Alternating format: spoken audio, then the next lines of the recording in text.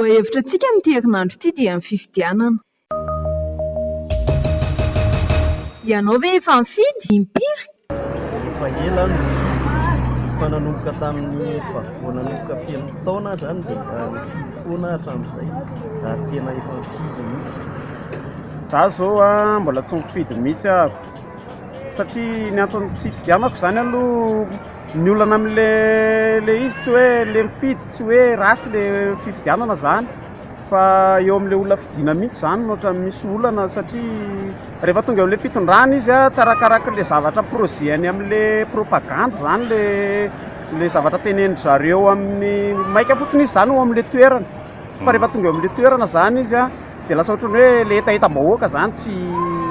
taterahan zareo akory fa ohatrany hoe variana amin'ny zavatra ao amin'ny fitondrana ao fotsiny zareo dia ny etaeta le vahoaka tsy tafampita. Eo amin'ny efa taona fandehany zany le ohatra ny président efa nakiefatra zany zao ny efa mifidy nanomboka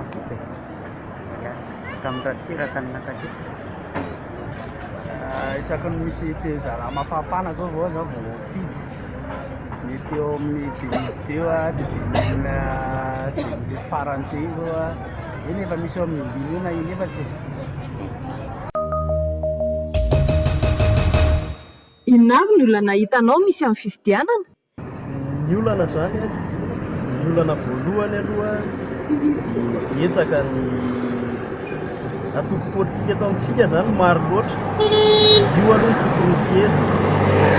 dia mba akiraina anakiroa ny latsaka ho fidiana mba tebefatra farafabetsaka fa le izy tena be loatra dia fiezina aloha le atoko politika fa tsy olona kely rehetra te hanao politika ery dia manangana toko te hitaritarika olona dia manangana toko izy fa te hiseho fotsiny hoe za mba zako mba olona manan-kevitra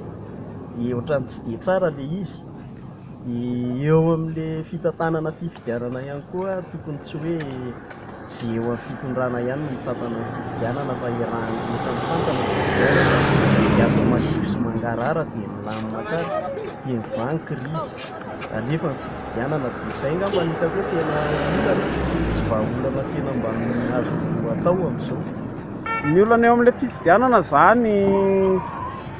eo amin'le izy le hoe le etaetam-bahoaka tsy tanteraka mihitsy zany le etaetam-bahoaka nefa ny fantatry zareo tsara le problème le vahoaka hoe fantany zany le point faible le vahoaka nefa rehefa tonga le fitondrana izy dia ohatrany hoe tsy tadidiny indray le etaetam-bahoaka fa ohatrany endry zareo ihany ny endry zareo zany hoe ameno mipôsiny fotsiny ny ataony ao dia mivezivezy mitaingitaingina katikatira sy ny karazany eo fotsiny ataony nefa le etaetam-bahoaka io tonga mba tanterana zany le izy. Lalam-pandrenana samy sasany arana dia sasany tsy arana ngamba zay ngamba mety olana hoe dia samy manana ny lalam-pandrenana ve sa hoe ahoana zay ny olana mara hoe samy manana hoe manaraka samy marana daholo lalam-pandrenana mety milamba ihany fifidianantsika tsy any Eropa na any. Inona vahaolana na sosokevitra arosonao hanatsarana ny fifidianana eto Madagasikara? Raha le vahaolana zany zao raha jerena amin'izao zava-misy eto amintsika izao tokony anaiky aloha ny eny an-kianja hoe aloha hisy ny fifampidiniana dia marimaritra iraisana alefa ny fifidianana eo kosa zany fa tena hoe fifidianana tsisy mangalatra fa mba tena alefa le fifidianana izay ny tena vahaolana hitako aloha zany. Fa raha hoe zao indray tsika mbola hiditra hoe andao asiana tetezamita hoe andao mbola tsy ho alefa indray le fifidianana sy dia efa zavatra hafa indray zany efa tsy amiko aloha dia efa leo azy ao raha izany raha mbola isy an'izany dia na izara mety tsy hifiditsony indray. Eo amin'le fanatanterana fifidianana zany tokony mba hoe mangarahara foana zany le fifidianana tokony zany le izy hoe ataony zareo madio tsara mihitsy le izy fa tsy ataony zareo ohatrany hoe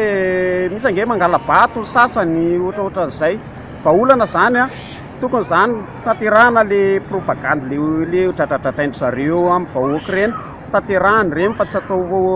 ohatrany